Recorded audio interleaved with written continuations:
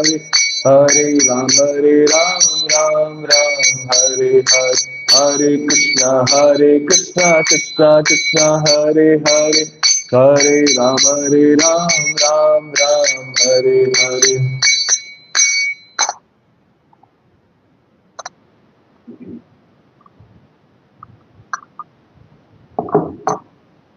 We'll recite the Mangalachan prayers. Please recite after me.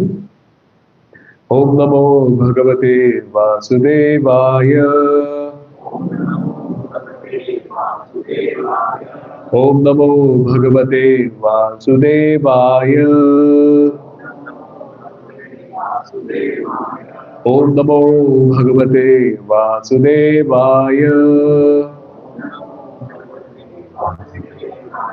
Om Ajnanatimirandhasya Jnananjanashalakaya Chakshurum Militam Yena Tasmai Shri Gurave Namaha. Namam Vishnupadhaya Krishna Pristhaya Bhutale Srimate Bhakti Vedanta Swaminiti Namine. Namaste Saraswate Devi Gauravani Pracharine Nirvishesha Shunyavadi Paschat Deshatarini. Jai Shri Krishna Chaitanya Prabhu Nityananda Shri Advaita Gadadhara Shri Vasadi Gaura Bhakta Vrinda. Hare Krishna,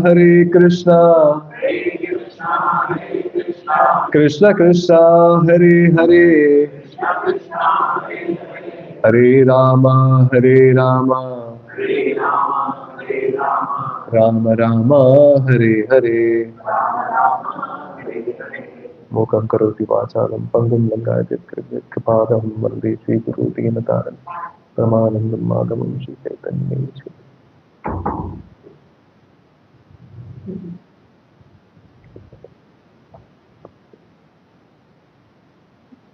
Thank you. Hare Krishna. I hope everyone had an awesome, wonderful New Year. I know it's not the New Year for during. If you look at the Vedic calendar, it's not the New Year for us. But since the world follows it, we follow it. But it's nice. Actually, if you check the Vedic calendar, it's always March is considered to be a New Year, right? I had actually recently posted a video about why the end of December is actually celebrated, because Julius Caesar actually changed it. If we actually look at it, was a wonderful explanation where we actually come to know October, the month October, Oct means 8, right? November, Nov means 9, and December, Dec means 10. So December is the 10th month, right? And the 11th is January, 12th is February. And the first month that starts is March, right? So initially it was followed the month, because when you talk about New Year, right? Everything needs to be, the sun needs to rise, need to see the flowers blooming. What happens in December? It's gloomy, cold, gloomy. That's not the way we start our New Year, right? So in Vedic calendars also, it is rightly explained that our New Year actually starts in the month of March, right? That's when everything is blooming, all the flowers are blooming, the climate is so nice, you can see the wonderful sun, and that's where we actually start the New Year, right? So I wish you all, I hope everyone has made some kind of resolutions. Yesterday I was taking a class and said, Prabhuji, resolutions are meant to be broken.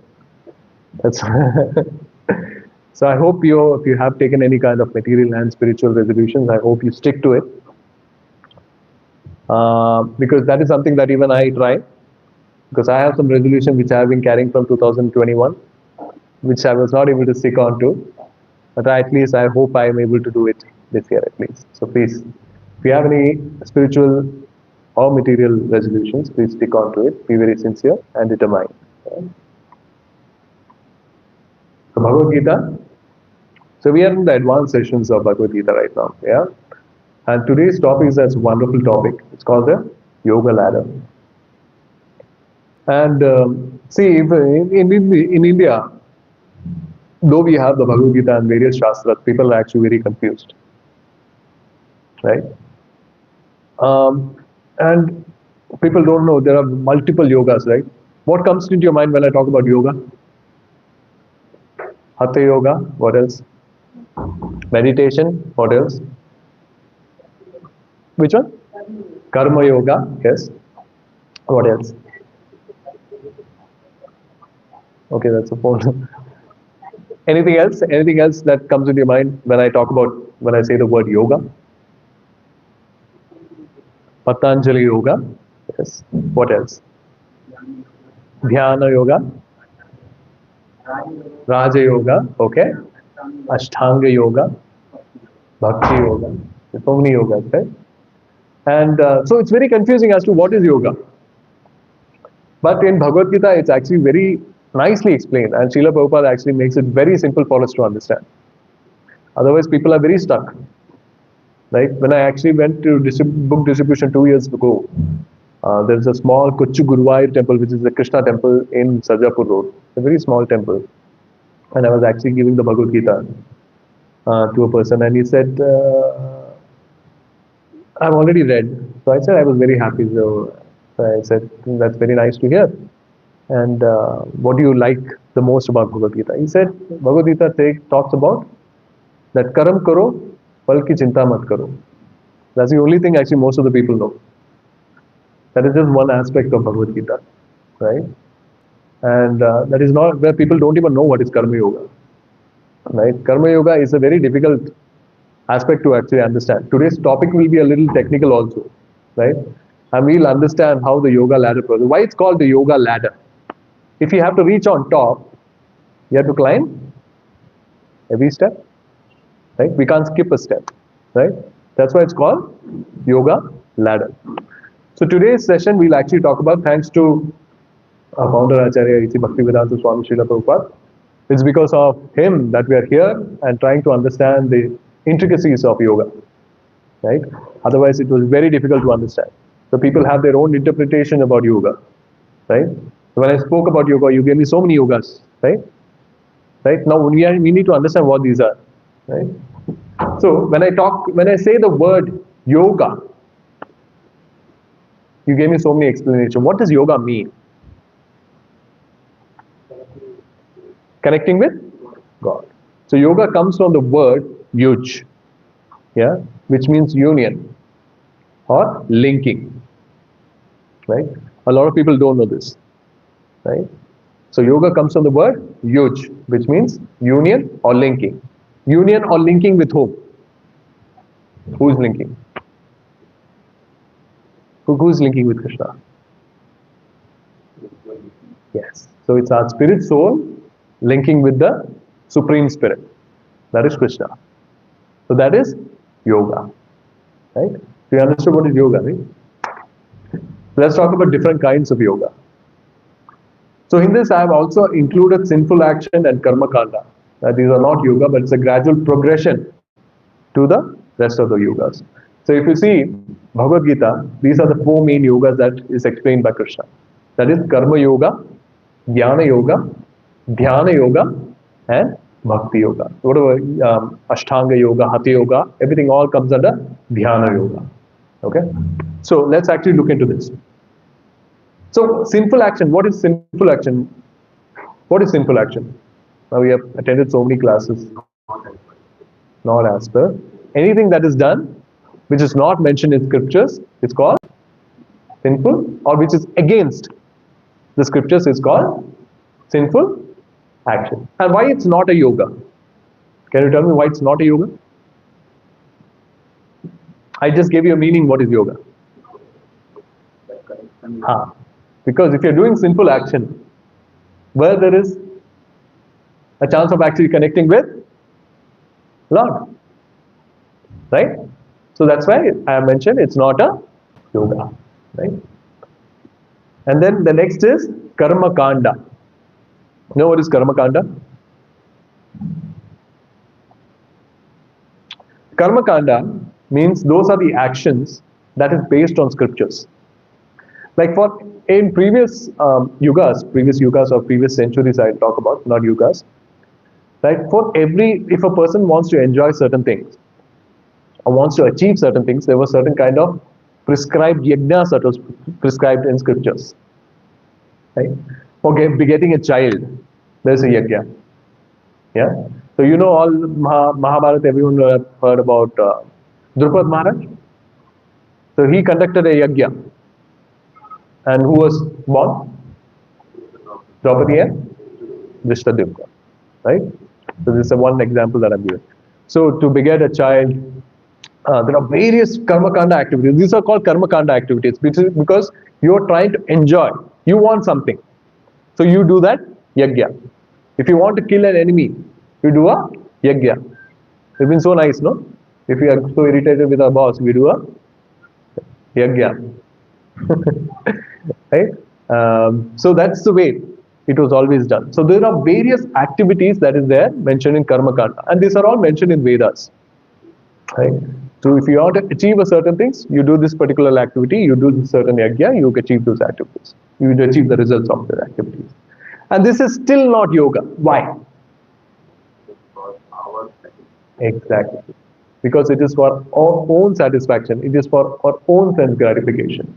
That's why it's not a yoga. But there is one good thing about Karma Kanda. Because it's a gradual progression. I'm talking about gradual progression. If a person is doing sinful activities, right? And then he comes to a stage of Karma Kanda. What is the one gradual progression in that? He's doing sinful activities. A person is doing sinful activities.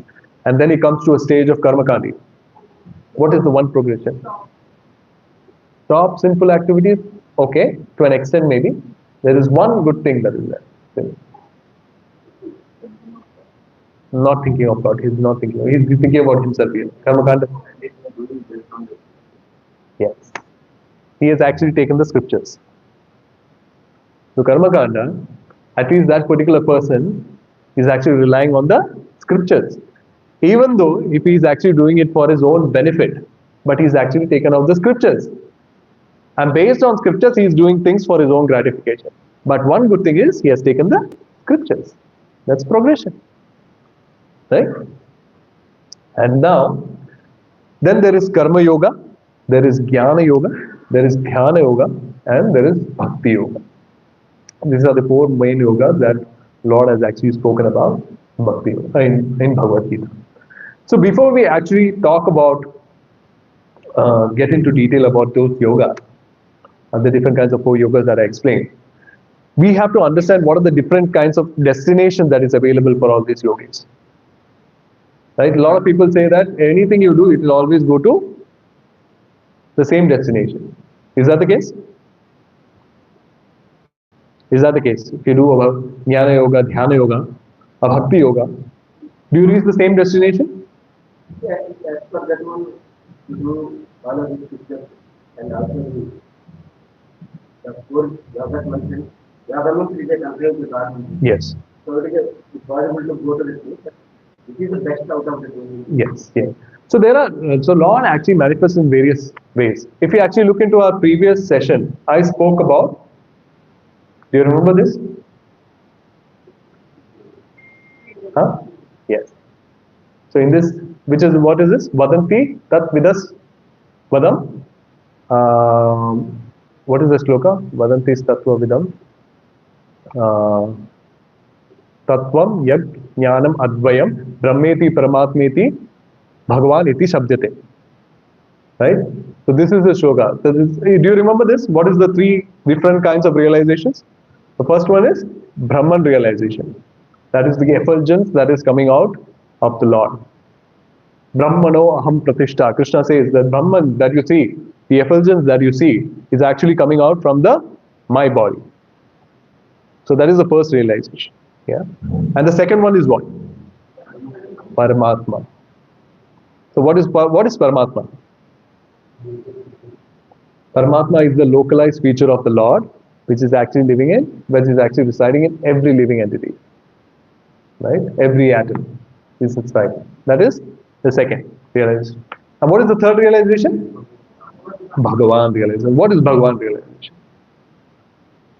So here Bhagavan realization that Bhagavan has a form, Bhagavan has a quality, he has his likings, he has his dislikes, and he reciprocates, and he is living in a certain place with certain people. So this is the qualities of Bhagavan. So again in this also these are three different gradations of Lord. Right? So ultimately when you do yoga, everyone is not going towards the same destination. That is something we need to understand. Right? A lot of people say that we have this doubt when we actually meet people. Ultimately, कुछ भी कर लो, हम तो वही मिलेंगे. जाना तो साथ नहीं वैसा नहीं होता है ना. Right? It is actually given in scriptures as to what, if you do a certain kind of yoga, what is the destination that you reach. Right? So this is very simple. If you remember, I gave you an analogy of train, right? If I'm not, so you all remember. Can anyone tell me what is the train analogy? Just wanted to understand if you understood the Brahman, Paramatma, and train is coming from far, so you hear the light and sound. So that is the Paramatma. Brahman realization. So as the train comes, you see that it has some kind of feature. And then when the train stops, what you see? There are people in it, there are various things that is happening inside, right? So that is the Bhagavan feature, right? So ultimate goal or ultimate realization is the Bhagavan feature, right? These are the different gradations that is explained. Okay? Yes, Babaji. Every atom. Yeah?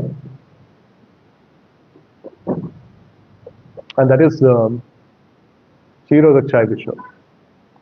Kshirodakshai Vishnu. When Garbhodakshai Vishnu actually enters every universe, and from his navel Brahmaji comes out, and he starts the secondary creation, right? And once he starts the creation, the Garbhodakshai Vishnu expands into Kshirodakshai Vishnu and enters into every entity. Right? So, sinful action. Why do I always talk about? I think we always talk about sinful action. Why do we always talk about sinful action?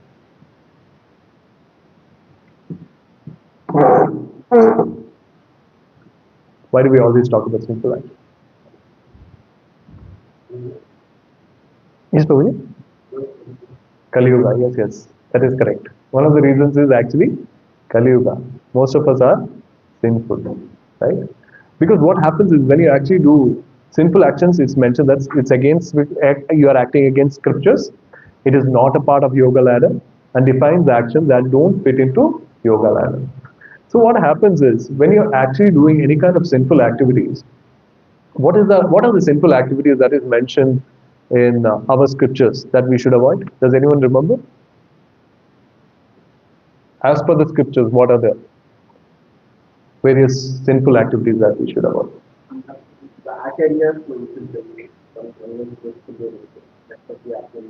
No, it's based on scriptures. Based on Bhagavad Gita and Bhagavatam. What are the intoxication, gambling, meat eating, and illicit sex? Right? So these are the four pillars of sin actually that we should avoid. Right? Otherwise, what happens is there are people actually who go to temple and who are actually doing this also. What does that get you any kind of benefit?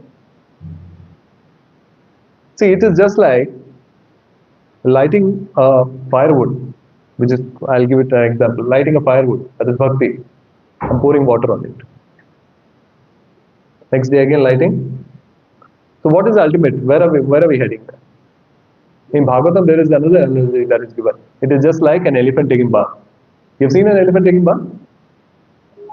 So it goes into the lake, it takes bath, and it comes out, it throws mud on it. So what is the ultimate use? Right? So when you are doing any kind of yoga or activities, we should avoid sinful activities, because ultimately our aim is to actually progress, right? Not go down in our consciousness. Any kind of sinful activity that you do, it will actually bring down our consciousness.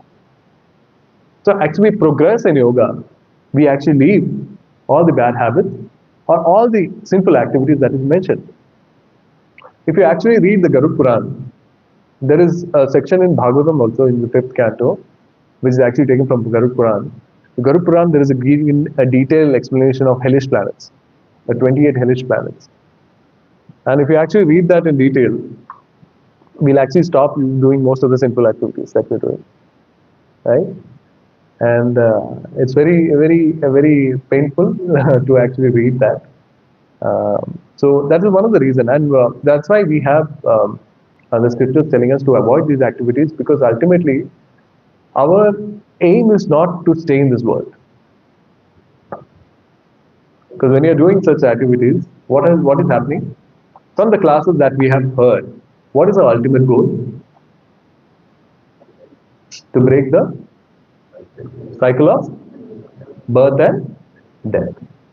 So if we are continuously doing these activities based on sinful activities or activities that is against the scriptures, what is happening? We have to take birth. And the birth also, there is no guarantee that you will get a human form. Because again, if your consciousness is going down and the activities that you have done are mostly sinful, based on that you get a body. And that body could be anything. Right? So to get a human body itself is considered to be Durlabha Manusha Janma, it says, scriptures. Getting a human form itself is Durlabha, it's very rare.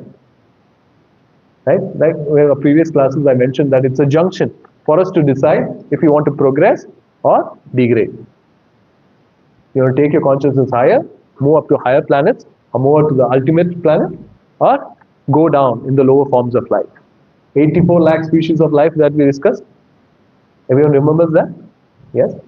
So there are so many forms of life, and it's based on our karma, and it's based on our desire that we get a body. So we need to be very careful about the activities that we do. Right?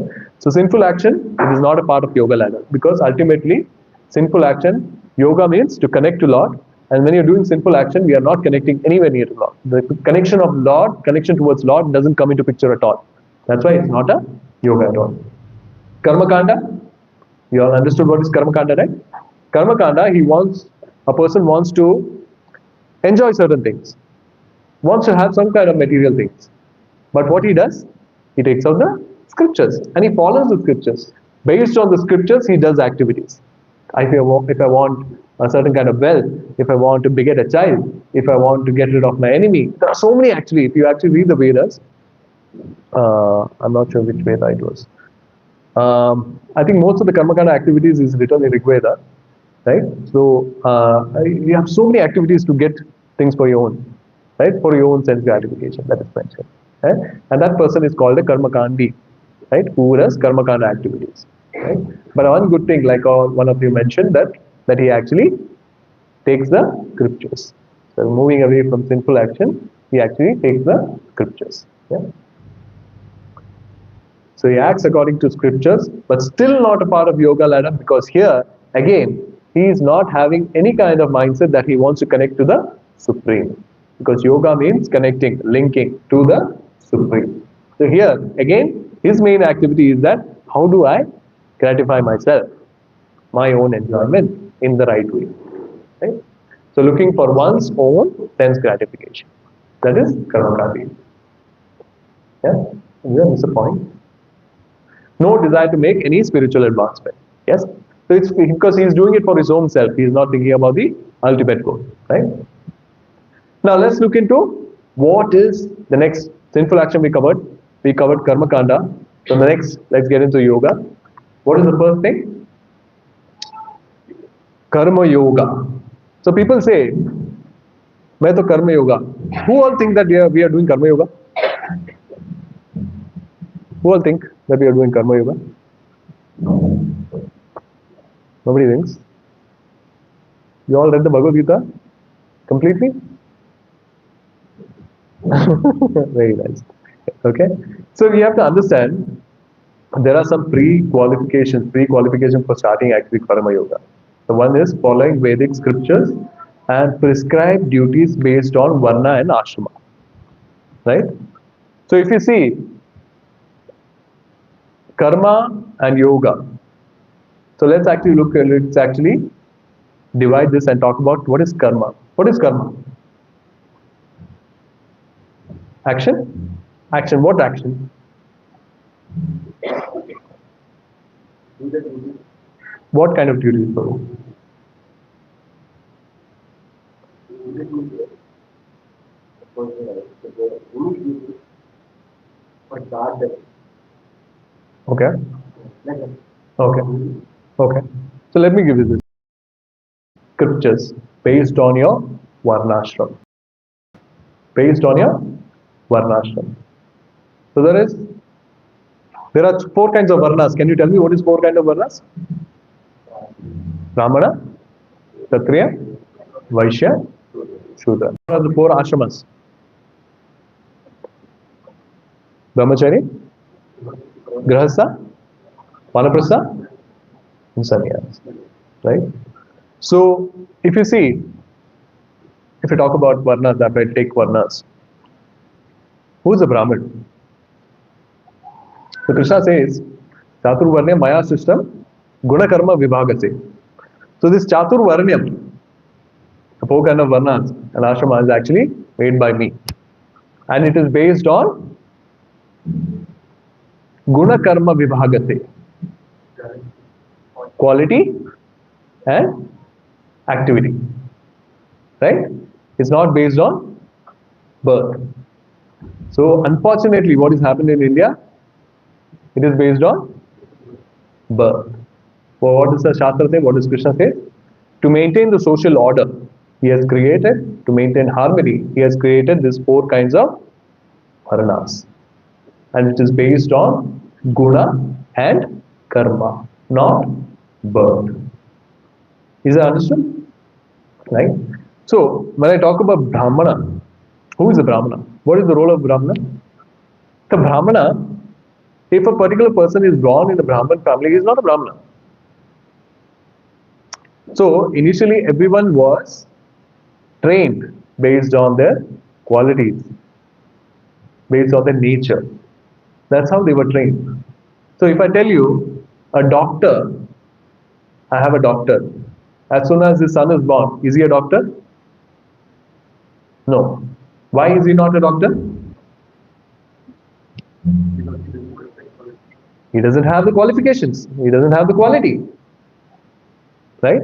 So similarly, one is born in a certain varna. He is not considered to be a part of that varna unless he shows the quality, unless that is nurtured.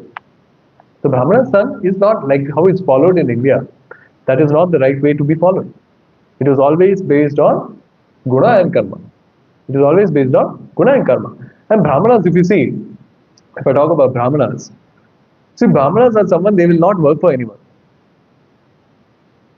So the main activities of Brahmana is Yajan Yajan, Patan Patan, and they take Dana and Pratihara. So what does that mean? Yajan Yajan means he will do Yajna and he'll do Yajna for others also. Yajan Yajan. Patan Patan. And he'll read the Vedic scriptures and he will teach the Vedic scriptures to different people, of the various other varnas. And what is the next one? That he takes Dana and he gives Dana to others also. So a Brahmana, when he goes, he doesn't work for anyone. He begs for alms. Or he does Yajna. So what is happening right now is completely degraded. So if some Brahmana comes to our house and does the Yajna, he will charge a certain thing. Actually, that is not the way the Brahmana used to. They will not ask. They are satisfied with whatever you give. But in our previous centuries back, people, when they come to Brahmanas, when they come to do Yajnas at a home, the person who is actually getting the Yajna conducted, he will actually elaborately give Brahmanas dhan. So Brahmanas don't need to ask. It's the duty of that particular person to actually offer it to him. And as the Yuga degraded, people started offering very little. And the Brahmanas forgot their qualities, they started asking. So you understand how the Varnas are actually working right now. And anyone with that trait is considered to be a Brahmana. That is not the way. Right? So certain kind of qualities and activities needs to be nurtured, and then only he is considered to be a Brahmana. Or it comes to the various other Varnas as well. Right? When it comes to Kshatriya, right? Kshatriya is mainly of administrating a kingdom or a country. He's supposed to administer. He's supposed to protect. What does a Kshatriya do right now? When there is a war, what happens? Right now, if you have a war, soldiers are sent. Previously, the king used to go first. He will head. That's how it was. And a Kshatriya will always be under the guidance of a Brahmana. You've heard about Raja Rishi, all that, right? Everyone had a Rishi in there, because if they want to take any kind of decisions when it comes to the welfare of the subjects, welfare of the kingdom, they will actually take it from the Brahmana. The Brahmana is the one who is actually connected, giving advices to a Kshatriya. And Kshatriya listens, and then he conducts his activities. So that's all. Do we see that now? We don't. First of all, we don't have qualified Brahmanas who can give, who can actually tell the Kshatriyas as to what to do. And there are no Kshatriyas who will actually listen to Brahmanas also right now. See, in this way, they were always connected to the Lord, because Brahmanas used to read the scriptures. They were always connected to the Lord. Kshatriyas would listen to the Brahmanas, and in turn, they were also connected to the Lord. Vaishyas would work for the welfare of the kingdom. Vaishyas, in the sense, in scriptures, is mentioned that they do agriculture, they do Gaurakshak, and whatever excess they get, they actually barter. And for Vaishyas, it's allowed to lie in their business also, in a certain way. Right? There are people, if you go to the market, we actually see, when we actually, sir, मैं आपको 50 रुपए cost price में ही दे रहा हूँ, मेरा कोई profit ही नहीं है. Now, he is not an idiot to do that. Right? He is not my father to actually give me at the same price. No? So it is allowed for him. A Vaishya, it is allowed because they have to, if they are doing a business, they have to earn some profit. Otherwise, how will it sustain? Right? And then he again is connected and he pays taxes to the Kshatriya. And Kshatriya actually takes the welfare of protection and of the entire system. So he's also connected to the Kshatriya. Ultimately, Kshatriya is connected to Brahman, Brahman is connected to the Lord. And who is the Shudra? Who is the Shudra? What are we? We are all Shudras? See, after this explanation, I'll tell you we are not even Shudras. So Shudras are called the labor class, right? Anybody who works is actually Shudra, right? So Shudras are the one in the Varnashrama structure. Shudras used to actually work for the 3 other Varnas. That is, they used to serve the Brahmanas, Kshatriyas, and Vaishyas. And in those times, the Brahmanas, Kshatriyas, and Vaishyas used to follow the scriptures, and based on the scriptural activity, they used to do their activities. And Shudra used to be very dedicated to them.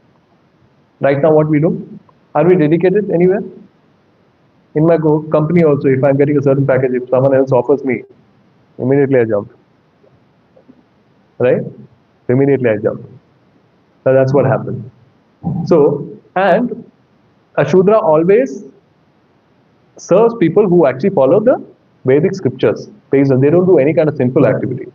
Now also, if we actually follow, if I consider myself as Shudra, I work in an IT company. I serve, probably my boss is a Britisher. I'm sure I know that he does a lot of simple activities. So, yes. So, do you think I'm a Shudra? I'm not even a Shudra. Lord has not given any word. I don't think there is a word below Shudra. He has made a Varna below Shudra.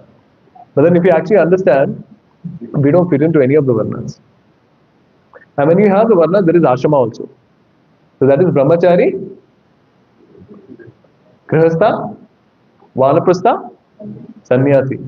So what is Brahmachari? What is the qualities of Brahmachari? When you are in Brahmachari Ashram, what are the things that we need to follow? He needs to be under the guidance of Guru. He needs to be celibate until the age of 25. Right? And then there is Grihastha. So Grihastha, where he decides that he wants to marry, and they marry, and they have beget a child, right? They beget a child, and again they are the Grihastha. The husband is always under the guidance of a guru, and he's the one who is actually protecting the family. Spiritually, he is supposed to protect. Spiritually and physically, he is supposed to protect his family, right? And what is Vanaprastha? At the age of 50, that is the age of 50, he has to go for Tirtha Yatra, pilgrimage. At the age of 50, we are still continuing thinking of how to work, how to extend our service. Right? Isn't that true? So based on Varna, are we doing anything? Varnashram, are we doing anything? There are so many people, sir, probably 50 to so young. अभी तो life चालू है. अभी तो और जीना है. Right? So based on ashram, 50 is the time that you actually leave and go to Tirtha Yatras. And if you survive 70, 75, then it's sannyas. And the wife stays as sannyasi in the house serving the Lord. And husband goes out and starts preaching. So that is sannyas. These are the 4 ashramas. So when you look at the varna and ashram, so varna, when you look at varna Brahmin, and when he's actually in the brahmachari ashram, he knows what he needs to do. He's supposed to be under the guidance of a guru. He's supposed to remain celibate. And the Brahmin wants to marry. He goes into the grihastha. He knows what he's supposed to do. Are we following any of this? So where are we following any prescribed duties as mentioned in Shastras? So are we following Karma Yoga? So practically, the thing that we need to understand in Kali Yuga, following Karma Yoga is difficult. Because practically nobody follows the Varna and nobody follows the Ashrama. And even if we consider ourselves Shudra, we are not serving anyone who follows a Varna. So it's understood, right? So Karma Yoga is practically difficult in this Yuga, right? And these are the pre-qualifications following Vedic scriptures. Prescribed duties based on Varna Ashram. If you don't follow this, then you are not even entering Karma Yoga. Okay? So there again, Karma Yoga. See, this is actually the basic understanding of what is Karma Yoga. So we have understood what is Karma, and that is, now we have to actually join Karma and Yoga. There are 2 kinds of Karma Yoga. One is Sakama Karma Yoga and one is Nishkama Karma Yoga. What is Sakama Karma Yoga?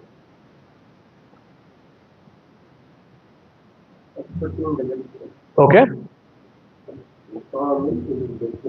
Okay, almost right, Prabhuji. So in Sakama Karma Yoga, he is actually attached to his actions and is attached to the results also. And when it comes to Nishkama Karma Yoga, he is only attached to the duty. He is not attached to the results. So that is 2 kinds of Karma Yoga. You all remember? Sakama Karma Yoga and what is Sakama Karma Yoga? Attached to duty and results. And Nishkama Karma Yoga?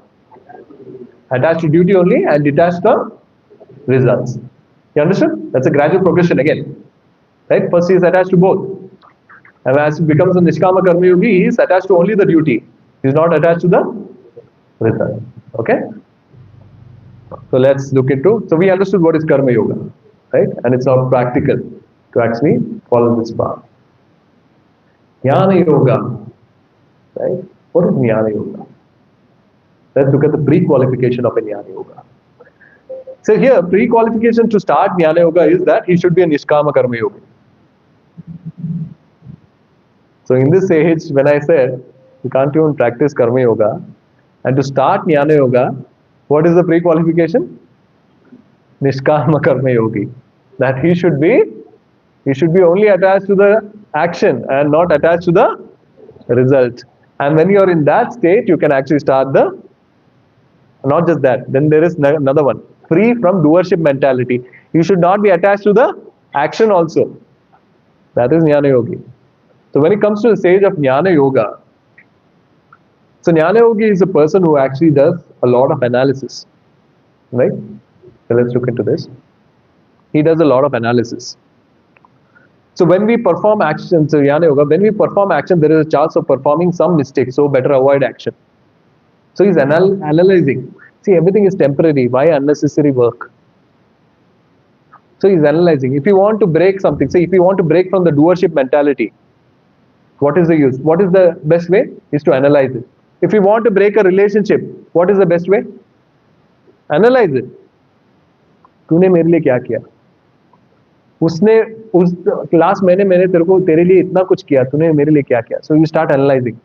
उसने क्या किया, मैंने क्या किया? And when you analyze, you start breaking. And that's what Jnana Yogi does. He's actually detaching himself. He's breaking down. He sees the temporary nature of the world and he starts understanding that what is the use. And he starts gaining a lot of knowledge. And from that knowledge, he gains a lot of pleasure. Right? And that is, see, material action is performed by three modes of nature. So why do I do any action? Right? And then there are two things that are encouraged, that are knowledge and analysis based on that, and then there is inaction. If you remember, Krishna in Bhagavad Gita, I'll just take a tandem. Krishna in Bhagavad Gita, when Arjuna actually adopts his Gandiva, what is the first thing that Krishna actually advises him? Does anyone remember?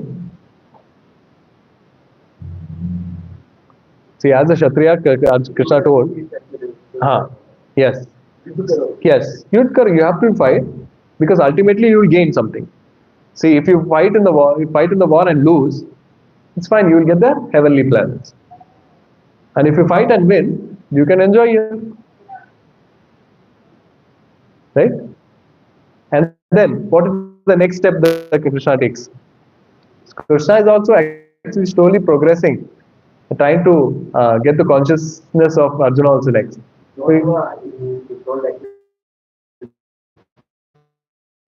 Yes. And then the next thing that is that, don't think about the results, focus on the action. So if you see, I'm talking about the karma kanda aspect, I'm talking about karma aspect, I'm talking about jnana aspect. You see the progression that is happening in Bhagavad Gita as well? How Krishna takes Arjuna into these yogas and trying to get him to the highest level. Slowly he tells him to actually, don't think about the fruitive results. Just focus on action. Right? So that is the way it progresses.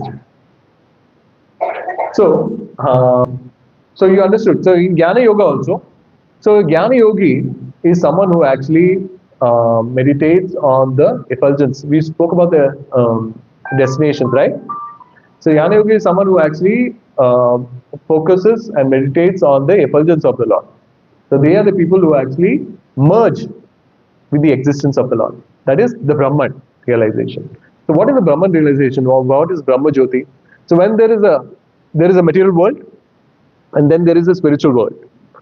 The border of the material world and the spiritual world is called the Brahman realization, or the effulgence of the Lord.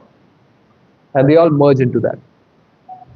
But again, as per Shastras, as per Lord Brahma in Bhagavatam, he says, people who have reached the Brahman realization, who have merged into the existence of yourself, they also fall down at a later stage. Because why? Why do they fall down at a later stage? Because soul, the nature of the soul is that it's always active. It cannot stay in a certain place for a long time. It is always active. It might derive certain pleasure, but then it always wants more. That's why Lord Brahma says, even though people who have reached the Brahman realization or are merged with the existence of yourself, they ultimately have to fall down. What is the way?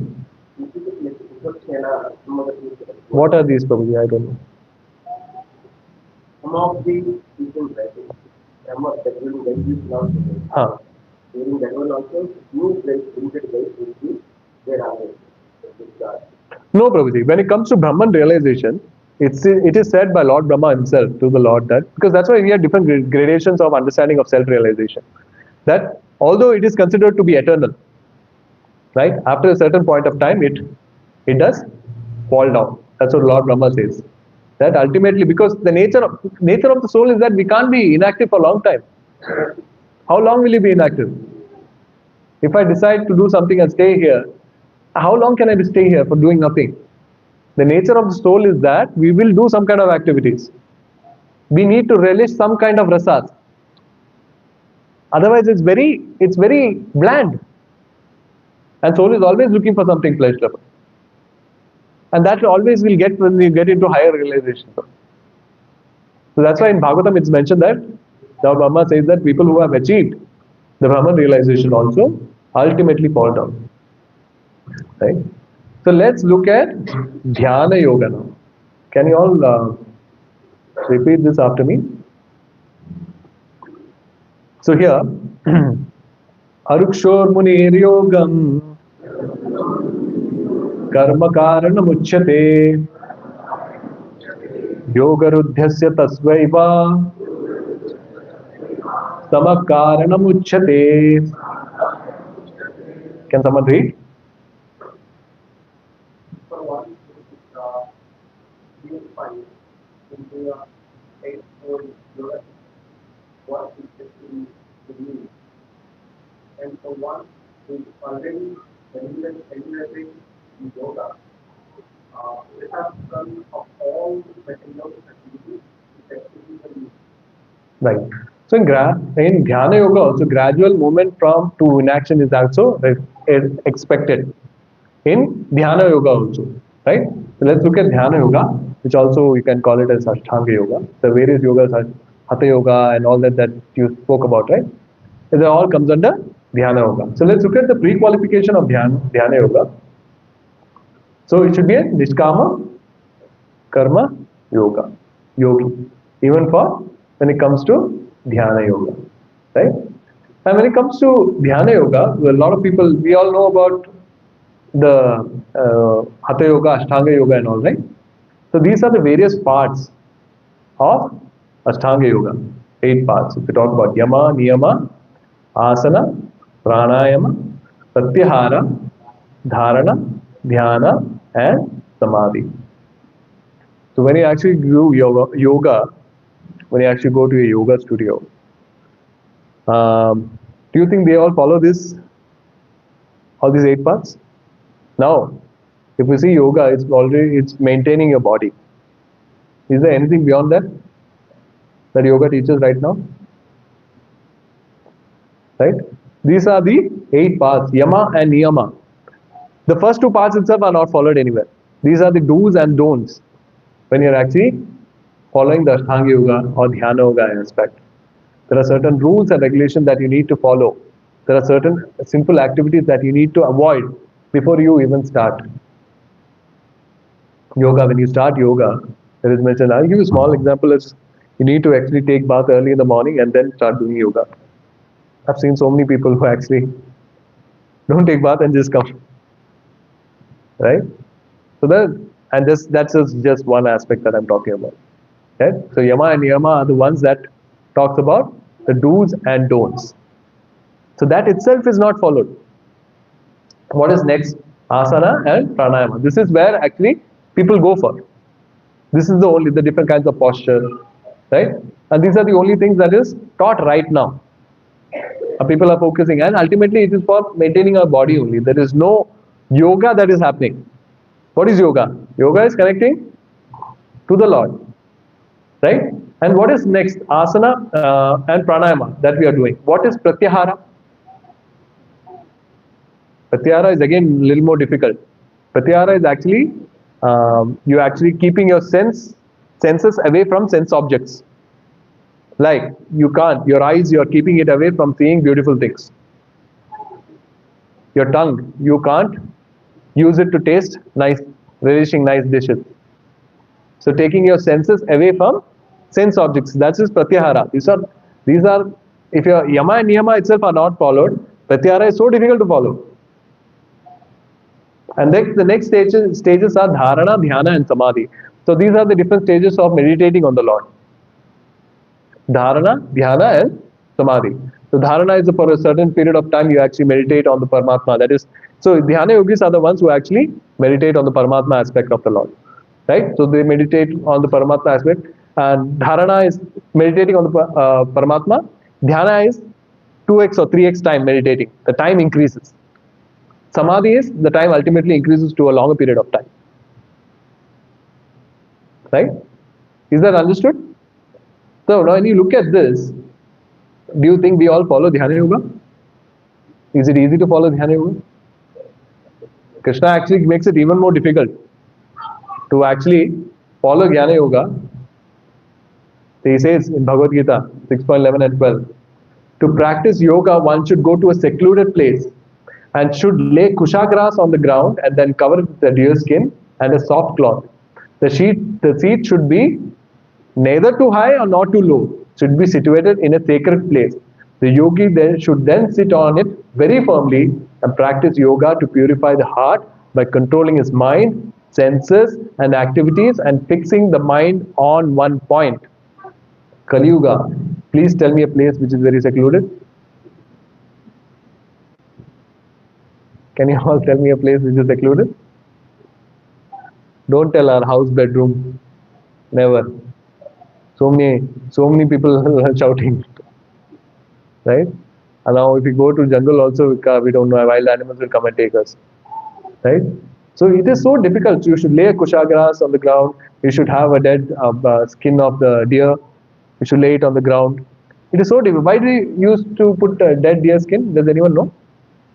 Because nature doesn't do anything. Yes. Okay. So it repels all the rodents, all the insects, all the reptiles. And then he's saying that it should not be too high. The seat should not be too high or not too low. Why? So you should not be very comfortable. It should not be in a state that you are very comfortable also. Uncomfortable also. Right? So it will affect your meditation. Now this is so difficult to practice in Kali Yuga. Eightfold yoga system is so difficult to practice in Kali Yuga.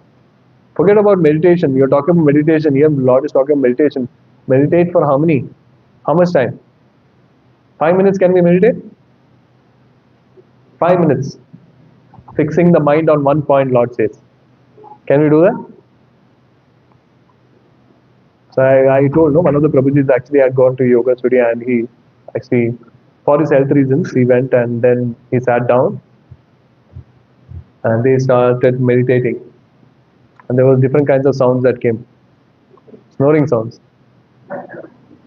Right? 5 minutes into meditation and these were the sounds that were coming. Now when this happens in yoga studio, imagine what will happen when you are in a secluded place. That is if we find a secluded place. Bangalore, I don't think we'll find a secluded place. Right? So it's very practically very impossible for us to actually follow this path as well. And Dhyana yogis are the ones who actually meditate on the Paramatma aspect of the Lord. Right? And Paramatma aspect of the Lord is actually residing. Where is it residing? Dhruva Loka. The pole star? Yeah? Pole star. Yeah? That is where the Dhyana yogis go. They are actually meditating on the Paramatma feature of the Lord. Right? So how many of you are ready to do this yoga?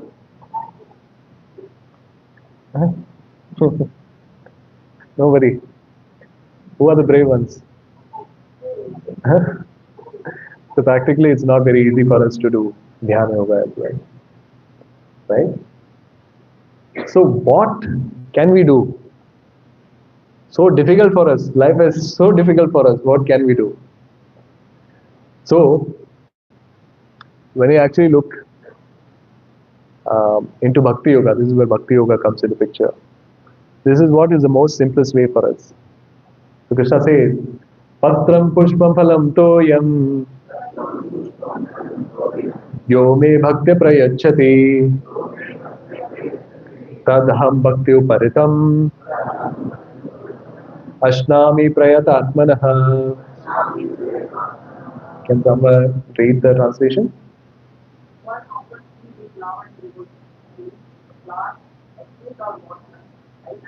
I will accept it. 2 times he has used the word bhakti. Bhakti's other meaning is love. So Krishna doesn't need all these things. Right? He is Atmaram. He is happy.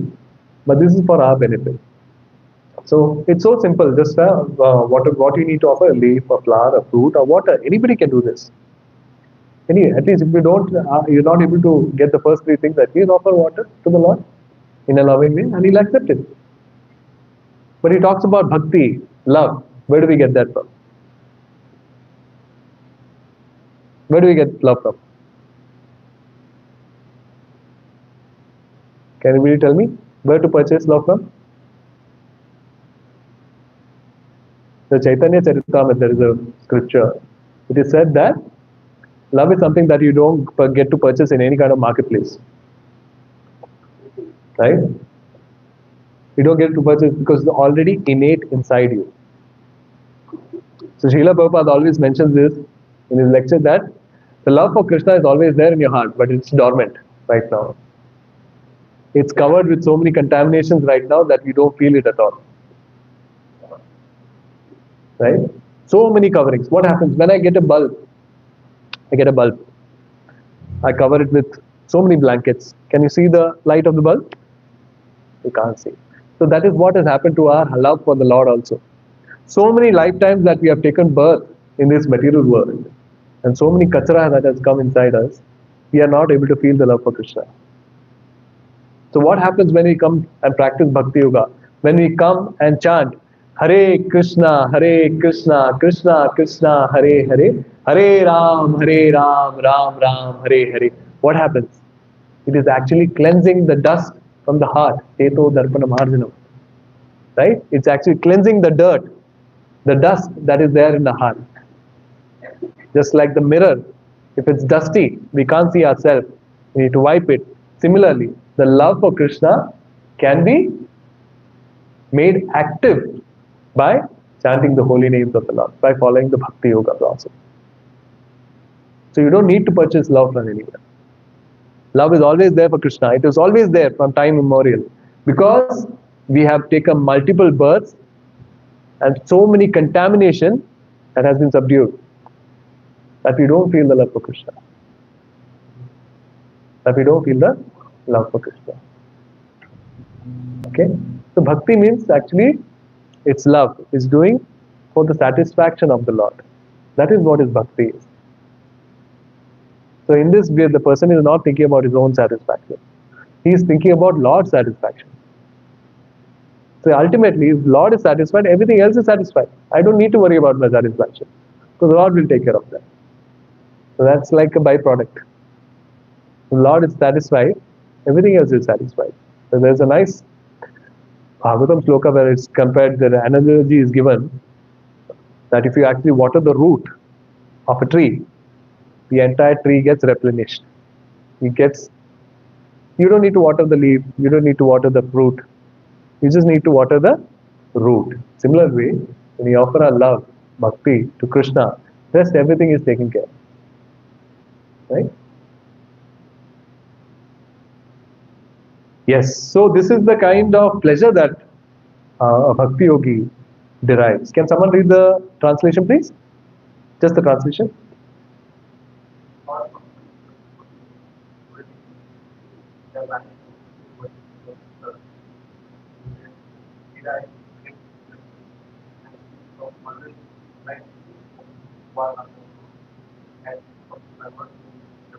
Yes. So here Krishna is saying, the thoughts of my pure devotees dwell in me, and their lives are fully devoted to my service. So when we start the Bhakti Yoga practice or the process, we actually keep the Lord in the center of our life. Even when we are in a grahastha ashram or any kind of ashram that we are in, we actually keep Lord in the center. And then what satisfaction we get? We give great satisfaction and bliss from always enlightening or talking about Lord. So when we come to this discourse, we are actually hearing about Lord. We actually, when we converse to each other, we are talking about some activities about Lord. Right? So you derive great pleasure. You derive great pleasure. So a bhakta can be, anyone can be. Does anyone know what is the prerequisite for a bhakta to start a bhakti yoga process? We had qualification for every other yoga process. To start a karma yogi, become a karma yogi, to become a jnana yogi, become a dhyana yogi, you have pre-qualifications. To start bhakti yogi, what is the qualification? Do you need, what if a person is not Sharanagati? What if a person is very simple? Simple person. Can you do Bhakti Yoga? Can you start Bhakti Yoga? Bhakti Yoga can be done by anyone. A sinful person also can start Bhakti Yoga. Anyone. Right? Some or the other way his Bhakti Yoga process will start. If he just comes into this center and has the darshan of the Lord, sees the Yati, his Bhakti Yoga process has started. If he sees the devotee with tilak on his forehead, he sees the tilak, his Bhakti Yoga process has started. So Bhakti Yoga, when it comes to pre-qualification, there is no qualification. Anyone can start. Anytime. It made it so simple for us. Right? So, what are the process that is done when in Bhakti process? So, Prahlad Maharaj. Everyone knows Prahlad Maharaj? Right? Prahlad Maharaj actually talks about this. Shravanam Kirtanam Vishnu, Smaranam Pada Sevanam, Archanam Vandanam Dasyam Sakyam Atma Nivedanam. See, these are the 9 processes that is mentioned. And when we actually do, when we actually understand the bhakti process that we are doing, we are actually inculcating or following all these 9 processes. See, hearing and chanting, Shravanam and Kirtanam, hearing and chanting about the transcendental holy name, the form, the qualities, the paraphernalia, pastimes of Lord Vishnu. Right? Remembering them, serving the lotus feet of Lord, offering the Lord respectful worship with 16 types of paraphernalia, offering prayers to the Lord, becoming his servant, considering the Lord one's best friend, and surrendering everything unto him. So these are the 9 limbs of bhakti. Right? So this is the one. Savanam Kirtanam Vishnu, Maranam Pavasevanam, Archanam Vandanam Dasyam, Sakyam, Atma. Okay? So this is what we do when it comes to the bhakti process. So Bhakti Yoga is performed with love towards Lord. It contains the 9 aspects of which all are blissfully done with affection for the Lord. Now let's look into a small chart. This is whatever we have understood so far. Right? So Karma Kanda, he actually works according to the scriptures. Karma Yoga, he works according to the scripture, and there is a certain sense of detachment that is added to it. Jnana Yoga, scriptures, detachment, and what is added? Knowledge is added. Dhyana Yoga, scriptures, detachment, knowledge, what is added? Meditation. Bhakti Yoga, scriptures, detachment, knowledge, meditation, and what bhakti is added. That is, love is added. Have you understood? So Bhakti Yoga culminates, it has got all the process, all that is required that other yoga processes have. Right? Ultimately, we have to understand, if you have to reach the Bhagavan feature of the Lord, what is Bhagavan feature of the Lord? Where does Bhagavan feature of the Lord reside? Where does it reside? Vaikuntha planets. Right?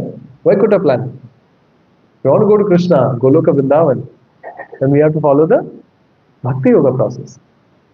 Right? So, staircase versus lift. So all the other yogas are considered to be a staircase, while Bhakti Yoga is considered to be a lift. Because all the other yoga, you're actually dependent on your own self or your own endeavor. Yeah? You have to struggle. There are so many rules, right? I have told you, so many rules are to be followed in your Karma Yogi, Jnana Yogi, Dhyana Yogi. So many rules to be followed. When it comes to Bhakti Yoga, we are completely surrendering to the Lord. So what are we doing? When we are actually chanting the Lord's name, we are actually telling him to help us. Hare Krishna, Krishna Krishna, Hare Hare, Hare Ram, Ram Ram, Hare Hare. So Srila Prabhupada tells that the chanting should be like the crying of a baby. What happens when a baby cries?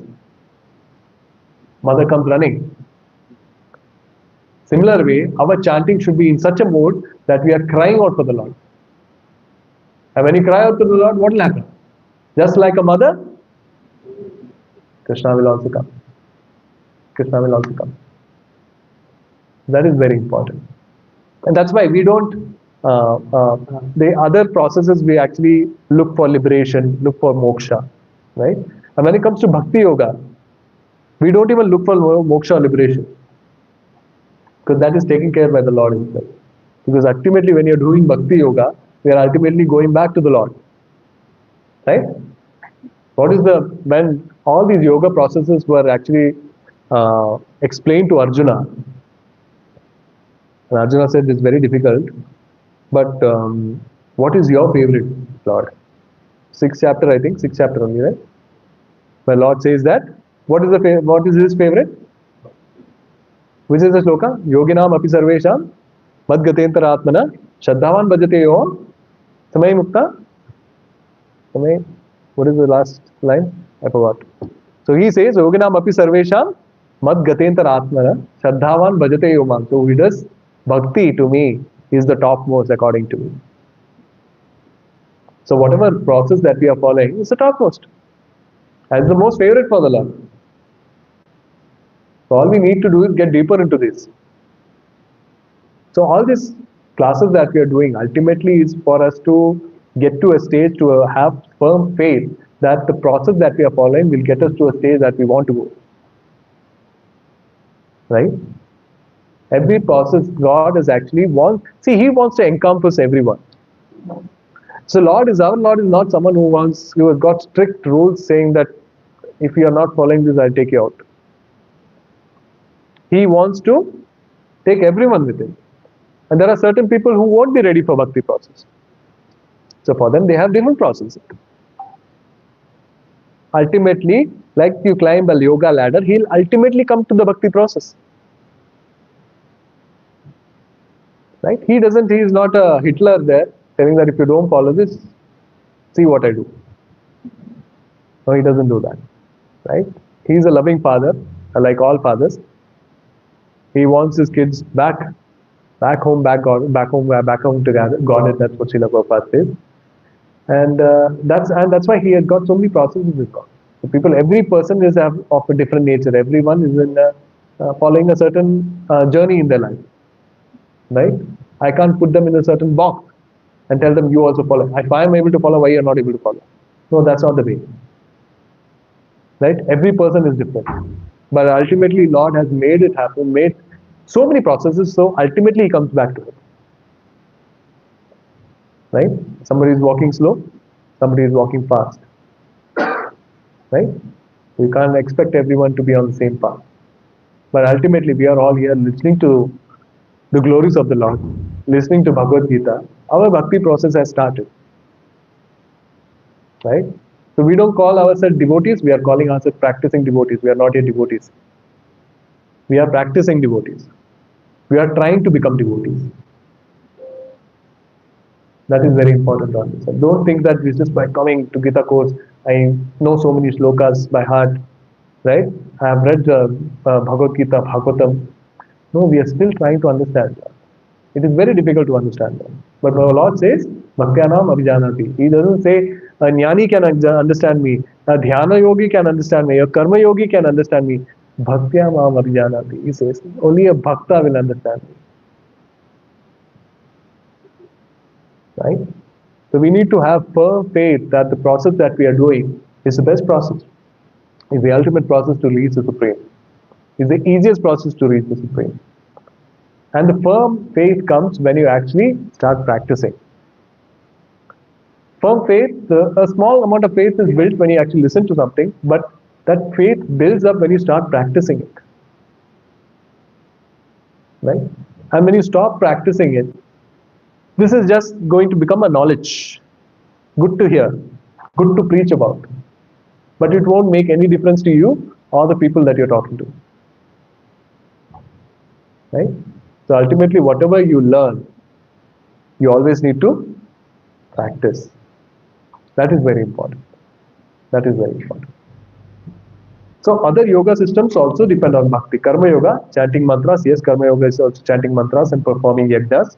Jnana yogis, they also chant holy names, deity worship they do, meditation they do. Ashtanga yoga, they meditate on Paramatma feature. So all of them actually lean on the bhakti process in a certain way. Right? Krishna's choice of yoga, yes, it's there. Sorry. So it's already there. So yoginam api sarvesham madgatentaratmanah Shraddhavan bhajate yomam tame yukta tamo mata. And of all yogis, the one who, with great faith, who always abides in me, thinks of me within himself, and renders transcendental loving service to me, he is the most intimately united with me in yoga and is the highest of all. That is my opinion. So Krishna gives the answers also, right? He explains all the yogas. And when Arjuna asked, which is the best according to you? This is the answer, 6.47. Right? So that's why it's very important when you follow the path of, because when you actually surrender to the Lord, there are so many things that come into picture. Like Krishna, the one famous shloka is Sarva Dharma Parityajya Mam Ekam Saranam Braja Aham Tvam Sarva Papebhya Mokshishami Vasute. Then there is another shloka where he tells about surrender Devi Yeshu Gunamai Mama Maya Duratyaya Mam Eva Prapadyante Maya Metam Tarantite. So this three gunas that is there, Sattva Guna, Rajo Guna, Tamo Guna that I have created, it is very difficult for you to overcome. But you surrender unto me, then it's easy for you. So ultimately, bhakti is actually ultimately surrendering to the Lord, right? Doing services to the Lord in a loving way, and ultimately surrendering to the Lord. Okay? So quickly, 3 practices for spiritual advancement: everyday mantra meditation, regular study of Bhagavad Gita, and don't miss the Sunday Gita course. Okay. All right. Then I would like to take some questions if you have regarding this session or the previous session. If you have any questions, please do ask me. Yes, sir.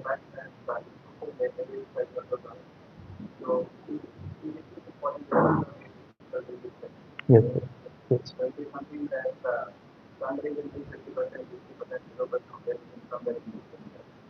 So that would come out of this Yes. apart from this, it's not able to follow that. Yes, Prabhuji. So that's why we have the Bhakti Yoga process, right? So in this, there is no prerequisite at all. It is open to everyone. So even a Karma Yogi who says that he's following Karma Yoga, but in practicality, when I spoke about the Varna and Ashrama, the kinds of prescribed duties, you understand that nobody is actually following Karma Yoga. Right? You understand that, right? When I said that Brahmana, it doesn't work for anyone. Nowadays, we have Brahmanas who are working in the IT field or doing some activities. A Kshatriya is doing something else that is against the scriptures itself. Right? So Varna and Ashrama are not followed at all. So Karma Yoga doesn't come into picture. Rest, Jnana Yoga and Dhyana Yoga are very difficult to follow in this particular yoga. So Bhakti Yoga is a process that is given to everyone. That is freely accessible. So a Karma Yogi who thinks that he is a Karma Yogi, when he comes into contact with a devotee, his Bhakti process also starts. So that's why we have book distribution that is happening. And we go and give it to anyone. We don't ask you, what for yoga do you follow? You don't ask. It's giving. It's for everyone. Once he starts reading at a certain stage, maybe this life or next life, his Bhakti process will start based on his pace. So Bhakti Yoga process is for everyone. There is no prerequisite. Anyone can take it. So that is the process for me. At least in Kali Yuga, we are not able to follow the other yogas. It's very difficult. So a practical way for us to reach the Supreme and taste the love of Supreme is actually the Bhakti process. Yeah. Does anyone else have any questions? Previous sessions, if you have any questions also, please do ask. Any doubts that you have?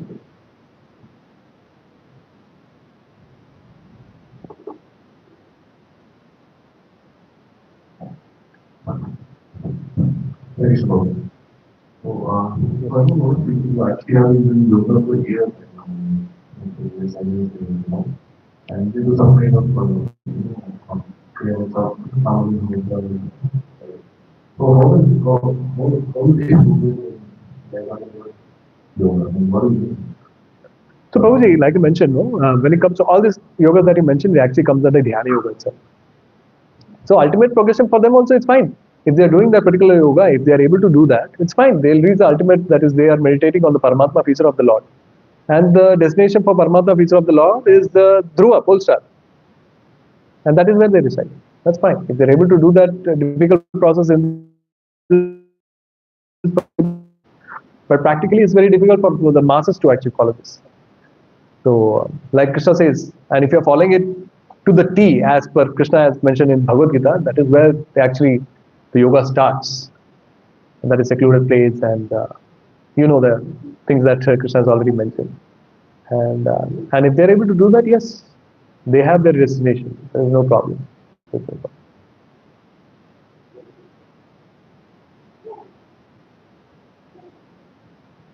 Anybody else has a question?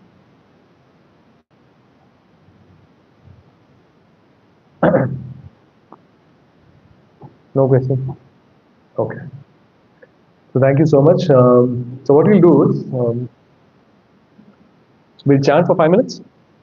Let's chant for 5 minutes, and then we will have a group discussion also for 5 minutes. Huh? Okay. Take out your beads. All have your beads.